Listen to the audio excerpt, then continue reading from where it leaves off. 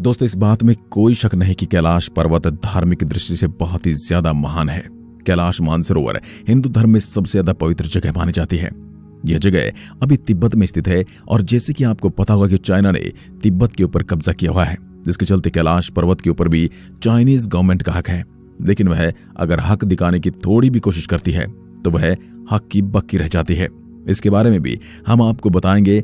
वैसे तो कैलाश पर्वत पर चढ़ना 2001 से ही चाइनीज गवर्नमेंट ने बैन किया हुआ है, क्योंकि चाइनीज गवर्नमेंट के साथ कुछ ऐसी घटनाएं हुई थी जिसके बाद वह कैलाश पर्वत के ऊपर चढ़ने के नाम से ही कांपती है। चीन ने 1990 और 1996 के बीच कैलाश पर्वत पर चढ़ने की कोशिश की थी, लेकिन ये कोशिश इतनी भयानक साबित हुई कि चीन ने यहां पर जाने पर ही बैन लगा दिया। सबसे पहले चीन ने 17 वैज्ञानिकों की एक टीम को कैलाश पर्वत के ऊपर भेजा था। इस टीम में कुछ चाइनीज साइंटिस्ट थे तो कुछ जापानी। लेकिन इन साइंटिस्ट के साथ क्या हुआ ये किसी को नहीं पता है, क्योंकि ये वहां पर गए लेकिन इन्होंने एक डेट फिक्स की थी कि हम इस डेट तक वापस आ जाएंगे, लेकिन ये वापस आए ही नहीं। फिर कुछ रेस्क्यू टीम को भेजा गया था ये देखने के लिए कि वो अभी जिंदा हैं या नहीं। लेकिन वहां पर जाकर पता चला कि 17 की 17 की मौत हो गई थी। लोगों का मानना है कि इनकी मौत कमजोरी और बहुत ज्यादा खराब मौसम की वजह से हुई थी, लेकिन असली वजह अब तक अननोन है, क्योंकि इनमें से एक भी जिंदा नहीं बचा था। साथ ही इनका जो कैमरा था वो भी काम नहीं कर रहे थे और पूरी तरीके से बंद थे।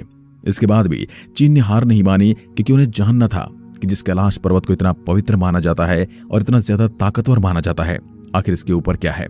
ऐसी कई सारी दंत कथाएं हैं जिनमें यह बताया गया कि कैलाश पर्वत के ऊपर शिव जी का घर है और साथ ही स्वर्ग तक जाने का रास्ता। ऐसी और भी बहुत सारी बातें लिखी हुई हैं और इसलिए चीन बहुत ही ज्यादा उत्सुक था ये जानने के लिए कि आखिर ऊपर है तो है क्या। और इसलिए ही उन्होंने फिर सोचा कि अब हेलीकॉप्टर से जाएंगे। आमतौर पर हेलीकॉप्टर और एरोप्लेन को माउंट कैलाश के ऊपर से उड़ाना बिल्कुल भी मना है, क्योंकि यहाँ का मौसम इतना ज्यादा खराब होता है कि कोई भी हवाई जहाज इसमें टिक नहीं पाएगा। लेकिन चीन ने फिर भी एक हेलीकॉप्टर को वहां पर भेजा। चीन की मीडिया रिपोर्ट ने कहा कि जब उन्होंने हेलीकॉप्टर से उड़ान भरी तो शुरुआत में उन्हें कैलाश पर्वत के काफी सुंदर नजारे दिख रहे थे। उन्हें लग रहा था कि इससे ज्यादा सुंदर और शांत जगह और कोई हो ही नहीं सकती। इनके साइंटिस्ट का कहना था कि अगर ये सफर ऐसे ही चलता रहा तो उन्हें किसी बात की कोई चिंता नहीं है। लेकिन इनको ये बात नहीं पता थी कि ये तूफान आने से पहले की शांति है, क्योंकि जिन नजारों का ये मजा ले रहे थे वह मजा चुटकियों में इनके लिए सजा बन गई थी। क्योंकि थोड़ी ऊंचाई पर जाने के बाद कैलाश पर्वत के वातावरण में बहुत ही ज्यादा बदलाव आने लगे थे। उनका कहना था कि वह जब जमीन पर देख रहे थे तो हर जगह पर हिमस्खलन आ रहे थे। ये हिमस्खलन बहुत ही ज्यादा बड़े थे।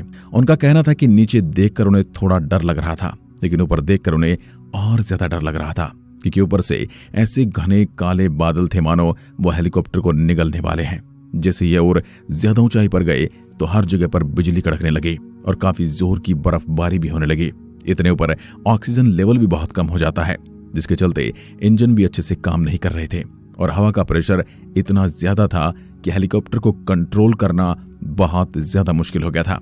चीनी वैज्ञानिकों की माने तो उनका कहना है कि कैलाश पर्वत पर सारी दिशाएं आकर मिलती हैं, जिसके चलते उन्हें बहुत ही ज्यादा दिशा भ्रम दिखाई दे रहे थे। उनके लिए बताना मुश्किल था कि नॉर्थ किस तरफ है और साउथ किस ओर है। उनके पास जो कंपास था वो भी पूरी तरीके से काम करना बंद कर चुका था। उन्हें पता ही नहीं चल रहा था कि वह किस ओर बढ़ रहे हैं। उनके लिए बस एक ही डायरेक्शन था और वह था ऊपर जाना। वे जैसे ही ऊपर जाते हैं वैसे वातावरण और भी ज्यादा खराब होता गया।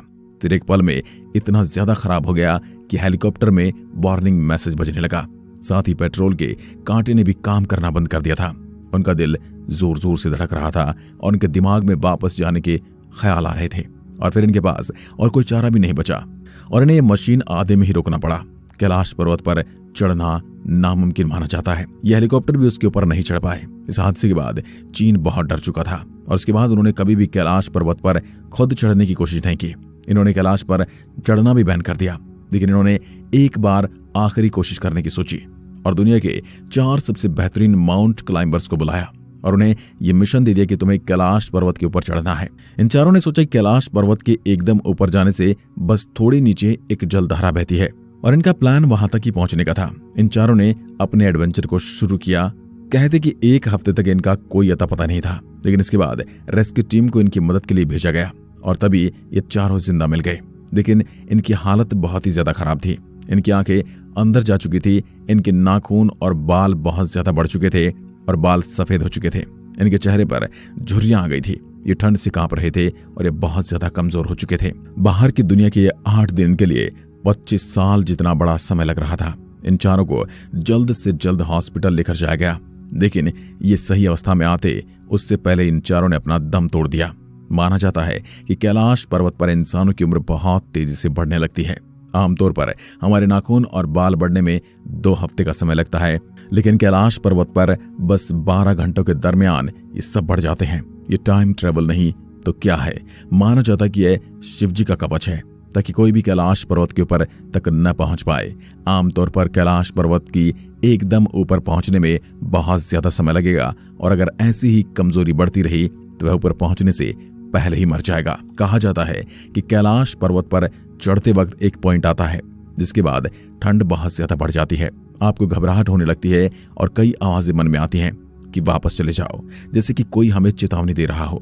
जिन्होंने इस पर चढ़ने की कोशिश की है, इनका कहना है कि इसके ऊपर किसी पैरालौकिक शक्ति का हाथ है। वैसे तो सवाल तो मन में यह आता है, क्या आज तक कैलाश के ऊपर कोई नहीं चढ़ा है? देखा जाए तो एक व्यक्ति है जिनका नाम था मिलारेपा। ये एक बौद्ध भिक्षु थे और ये 1128 में कैलाश पर्वत के ऊपर चढ़े थे। माना जाता है कि मानव इतिहास के ये इकलौते ऐसे व्यक्ति थे जो यहां तक चढ़ सके थे। वैसे नीचे आने के बाद इन्होंने किसी से बात नहीं की थी, जिसके चलते हम यह पता नहीं लगा सके कि ऊपर क्या है, और इन्होंने अपने किसी भी लेख में या किसी भी भाषण में इन्होंने नहीं कहा कि ये कभी ऊपर गए थे। वैसे लोगों का कहना है कि मिलारेपा पहले से काफी ही तेजस्वी थे, लेकिन कैलाश के ऊपर से आने के बाद उनमें बहुत बदलाव आया था। उनकी आंखों को देखकर ऐसा लग रहा था जैसे उन्होंने दुनिया का सच जान लिया हो। उनका स्वास्थ्य पहले से बहुत ज्यादा अच्छा था, लेकिन फिर भी उन्होंने 7 साल के बाद 1135 में इस दुनिया को छोड़ दिया। दोस्तों, कैलाश पर्वत के बारे में कई और खास बातें हैं, जैसे कि धरती के एक और उत्तरी ध्रुव है और दूसरी ओर दक्षिण ध्रुव। दोनों के बीचों बीच स्थित है हिमालय। हिमालय का केंद्र है कैलाश पर्वत। वैज्ञानिकों के अनुसार ये धरती का केंद्र है। ये एक ऐसा केंद्र है जिसे एक्सिस मुंडी कहा जाता है। एक्सिस मुंडी अर्थात दुनिया की नाभि या आकाश ध्रुव और भौगोलिक ध्रुव का केंद्र। यह आकाश और पृथ्वी के बीच संबंध का एक बिंदु है जहां 10 दिशाएं मिल जाती हैं। रशिया के वैज्ञानिकों के अनुसार एक्सिस मुंडी वह स्थान है जहां अलौकिक शक्ति का प्रवाह होता है और आप उन शक्तियों के साथ संपर्क कर सकते हैं। ये दुनिया की सारी दिशाएं यहां कर मिलती हैं। कुछ मानते हैं और जानने के बाद आप सब कुछ देख सकते हो, लेकिन इसके ऊपर जो कुछ भी है पक्का कुछ खास है। एक रशियन वैज्ञानिक है जिनका नाम है अर्न्स्ट मुराशेव। इन्होंने अपनी जिंदगी कैलाश पर लगा दी। इन्होंने एक किताब भी लिखी है जो कि पूरी कैलाश पर्वत के ऊपर इनकी थ्योरी से बनी है। इनका मानना है कि पर्वत के ऊपर कोई बहुत ही बड़ी शक्ति है जिसे इंसान नहीं समझ सकता है। इनका कहना है कि अगर आप कैलाश पर्वत पर 1 महीने रुकोगे तो आपकी जिंदगी के 25 साल ले लेगा। दोस्तों, कहना है कि कैलाश पर्वत के ऊपर नहीं, कैलाश पर्वत के अंदर भी अलौकिक शक्ति है। उनका कहना है कि जब कैलाश पर्वत में रात हो जाती है तो एकदम शांत माहौल में आपको एक धुन या फिर ओम की आवाज सुनाई देती है। इनका यह भी कहना कि कई बार आपको पहाड़ के अंदर से फुसफुसाने की आवाजें सुनाई देती हैं। कई बार पहाड़ के अंदर से चट्टानें गिरने की या फिर कुछ बनने की आवाजें भी आती हैं। इनका यह भी मानना है कि पहाड़ के अंदर कोई रहता है। इनका कहना है कि इसके बाद इन्होंने जब अपने साथियों के साथ यहाँ पर थोड़ा वक्त बिताया तो इन्हें यह महसूस हुआ कि पक्का इस पहाड़ के अंदर कुछ है। वैसे तिब्बत की पुरानी किताबों में ये सब लिखा है कि कैलाश में एक ऐसी जगह है जहां से आप स्वर्ग में जा सकते हैं। इस स्वर्ग को संभाला कहा जाता है। कई हिंदू और टाइबेटियन ग्रंथ में लिखा गया है कि यहीं से सारे देवी देवता जन्मे थे, और यह भी माना जाता है कि कृष्ण भगवान का जो आखिरी अवतार होगा, जिस दुनिया से पाप का नाश करेगा, वो यहीं से आएगा। और अंश की बात सुनने से ये लग रहा है जैसे कि संभाला कैलाश के अंदर है और शायद उसके ऊपर से संभाला तक जाने का रास्ता हो।